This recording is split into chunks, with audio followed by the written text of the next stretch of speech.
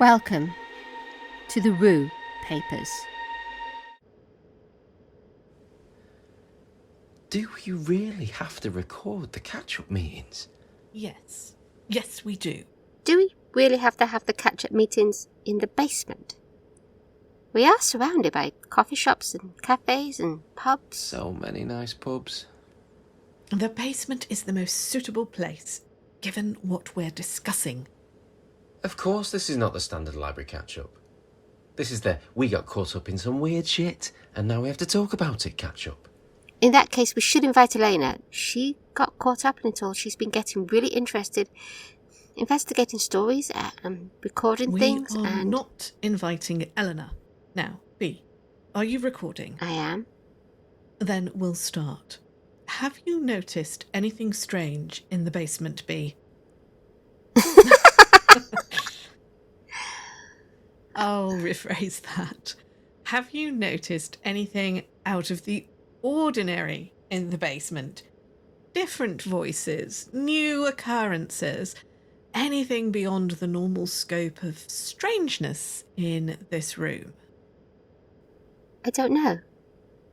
I don't know. Some things that weren't here before, I think. It's like there's extra shelves, or an extra back room, or things don't happen when they should. Like, I'll find files here, dusty, like they've been here a while, but they weren't here before. Sometimes it feels like the basement stretches further back than the actual building does. Or like I'm seeing it as it was. Or how it will be. Or everything is wrong. Twisted up somehow. I keep getting deja vu, like I know what's about to happen, or it's already happened. And I'm replaying it. I try not to come in here, but I do hear voices from down here, more than a whisper. Sometimes it feels like there's some kind of meeting going on down here. Honestly, it sounds like a town council meeting. Like there's hundreds of people here, all very politely making conversation. I see.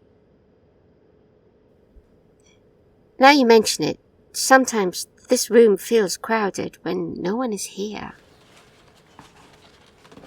Sorry, Rose, got a little distracted there. No, the basement is the same level of weirdness it always was. And I never come down here, except for this morning, of course, and I'd like to revisit my earlier suggestion of going to the pub. No. Beatrice, what about at home? Home? That's right, home. I know you live alone. Is it safe there? Is anything happening there? Yes. Yes. Something has been happening. Please tell us. It's only been in the past few weeks. I've got a little flat, as you know, and most of the rest of the block are students. That means in the summer it's half empty. Usually I like the peace, but the thing is, when you know there's other people in the building, you can blame the noises on them, can't you? But when it's empty, well. Anyway, I heard, it's silly. I heard hoof prints in the kitchen. One night, just hoof prints going around the kitchen. I mean, how could that happen? Not light ones like a goat. Heavy and deliberate. I got out of bed to look and there was nothing there. Nothing by the time I got there. It was like, I felt like I caught a glimpse out of the corner of my eye. A shadow. Something huge. In the corner, but I switched all the lights on and there was nothing there. I told myself it was just an echo from the street outside, and I was just making myself feel nervous after reading these stories all day. So I went back to bed and then came back here to work and read a story about a village full of ghosts. The next night, of course, the hoof prints came back. And more this time. A low growl, a huffing sound. in the corridor outside my room. I didn't go out this time. I just listened. I didn't dare. I didn't know what was out there. I didn't leave my room until morning. It was Saturday. I didn't go to work. Instead, I walked around my flat. There were footprints in the kitchen and marks in the carpet. There was hair, coarse reddish hair, caught in the hinge of the door of the bathroom, and on my bedroom door was a long smear of dirt. In all my stories, I always wonder why people never leave.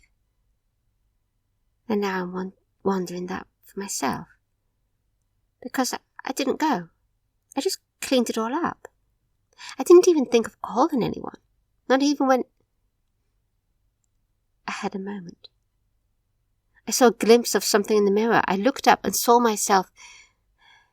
And then, behind me, a huge, great creature, like I always imagined a werewolf to look like. 8 feet tall and covered in shaggy hair and long limbs and standing like a human, but wrong. All wrong. I turned, but there was nothing there. I'd read a story about mirrors recently. I wondered, could a mirror hold a memory of something it had reflected? Was I seeing a memory of the night before? Then when I walked into my bedroom, I found a stone in the centre of my bed. It was round and heavy and just the right size to fit into the palm of my hand. I put it into my bedside drawer. They came again the next night. I knew they would. I sat up in my bed and waited for them. The footsteps in the kitchen. The growling sound. A huffing noise. I heard them. It. Whatever it was. Come down the corridor to my room. I heard it on the other side of the door. I heard it breathe, and I heard it scratch, and then I heard it tear at my door, and then I heard the handle turn. I grabbed for the stone. Perhaps I thought I'd use it for a weapon or something. But the minute I touched it, the sound stopped. The scratching stopped. The handle sprung up as if it had been let go. I kept hold of the stone and went to the door and opened it. There was a huge, great gash, 4 slices down my door. Something had clawed at it, but that something had gone as soon as I grabbed the stone. Now I keep it beside my bed. And at night, when I hear the footsteps, I hold the stone, and it goes away. Bloody hell, B. Thank you for your honesty, Beatrice. And as you have shared something, I feel that I can too. I'm not ashamed to admit that before all these events, I used to come into the library at night. I had the right. It was my family's inheritance. I could sit here whenever I wanted to. But then, of course, you came, Beatrice, and for some reason, you stirred it all up. I heard voices at night. Whispers, of course. Quite a lot of them said your name, Beatrice. They do seem terribly focused on you, don't they? And lots of other things too. Mostly sobbing and nameless cries. One evening, something started screaming. I think it was the voice that you call Jenny. Anyway, she started shouting out, "What have you done?" When she said my name, I knew it was time to leave. Except, of course, my little flat is part of the library and the voices followed me. Now they surround my bed at night. Constant whispers and cries and sobbing again. They all seem to have one theme. Your protection, Beatrice. I did try talking back one night. I told them that I had no intention of harming you. That night, They tore the clothes off my bed. They ripped shreds in the wallpaper. They threw the entire contents of my kitchen about. They smashed every mirror in the place. I don't try to talk back to them now when they come in. I put my headphones on and listen to an audiobook. Agatha Christie works very well, I find. But they berate me. I ignore them. But if you do have any sway with these voices, Beatrice, kindly tell them that I have no intention of hurting you. And can they leave me alone? I can try, but they may not believe me. And you, Rose, didn't you once tell me that there are monsters protecting your family? Perhaps you can call them off me. A mysterious house appeared in my street overnight. What? What? This big old house. You know the type, all Gothic windows and lines on the gatepost. There was a plaque outside saying Holcombe House. Now, I couldn't remember the house being there before, and I bet you don't either. You can see it from the top of the library, just this big old house. And it's not like there was nothing there before. There was this block of flats. Ugly flats, but still, people lived there, you know. And now they were gone, and there, this posh, scary mansion in its place. And I asked my neighbours, and they all said Holcombe House has always been there, which was fucking freaky, and also sounds like an old 50s movie, which was unsettling. Anyway, to cut a long story short, I decided I have been inoculated against whatever mind-bending shit was making people believe that house had always been there. So, the only sensible thing to do was break in. I would love to tell you the doors opened with an ominous creak as I approached them, but they didn't. I had to get over the gate and then break a window to get in. I'd expected a derelict place, you know, all dust sheets and foxed mirrors and maybe a few creepy footprints in the dust, some ominous whispers, that kind of thing. It wasn't.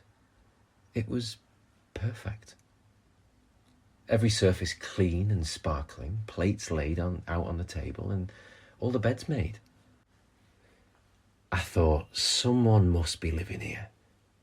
But it didn't feel lived in. It felt like a show house. So I thought that must be what it is. Except it wasn't fucking there 2 days ago. And then I went to look at the garden. It was huge. It stretched back a long way, a very long way. In fact, the amount of space it took, it should have ended just past that little Tesco's. Next to the off-licence. You know, the one that does that weird European chocolate we like. And I know they're still there. I saw them before I got here, but the garden was in the same space. So I went back and walked through the house. It wasn't that it felt empty. It felt like it was waiting. Just waiting for someone to walk in.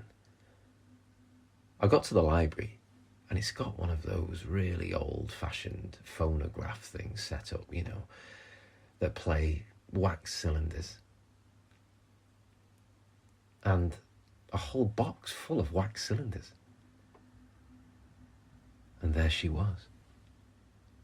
A woman in full Victorian dress, just standing there in the sunlight. She cast a shadow.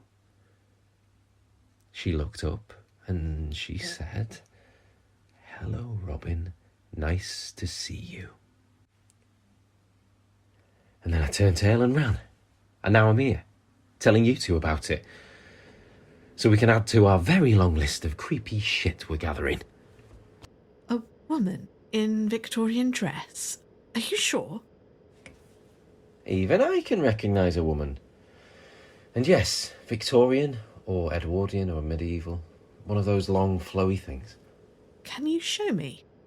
I can show you the house, but you can't get in. Once I got out of there, the walls and gates, well, I'm not saying they grew, but they're too tall to get over now. And the gates are solid. They're not bars. Seems like it wanted me to look and come back and tell you. Well, now you've told me. Not you. Beatrice. Well, B, what do you think? Yes, big scary house. Had a few stories about that. Do you want to see it? Not really. Seen one, seen them all. Do you ever leave this basement, B? Of course I do. I leave it to go home. Where the big scary monsters are. What big scary monsters? What are you talking about? Robin, leave me alone. She's got work to do. Come along, show me this house. You can see it from the library roof, you say?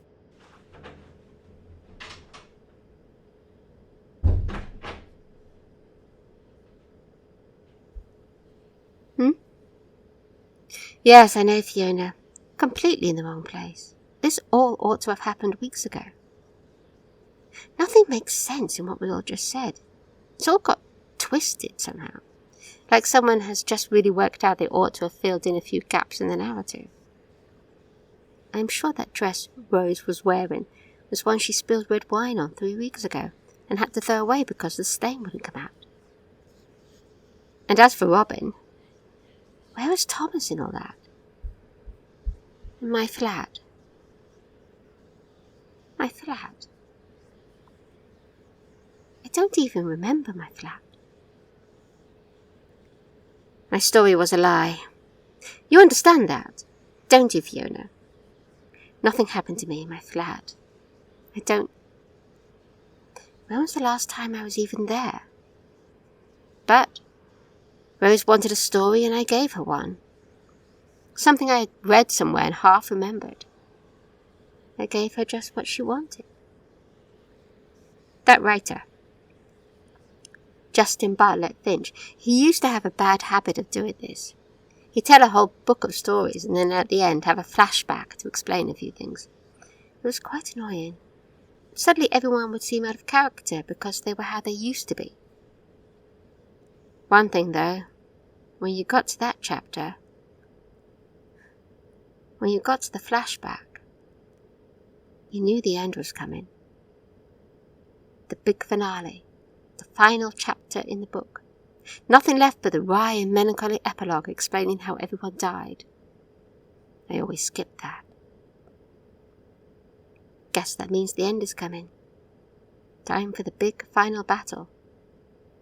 And then the list of the dead. Thank you for listening to the Rue Papers. Written, created and performed by Emma Butler. The voice of Robin is Michael Dixon. The voice of Rose is Natalie Doig, and please do check out her wonderful podcast, Weird in the Wade. For extra stories and early access to stories, please do access my Patreon. And remember, listener, some stories should not be told. But then again, some stories are just a lie.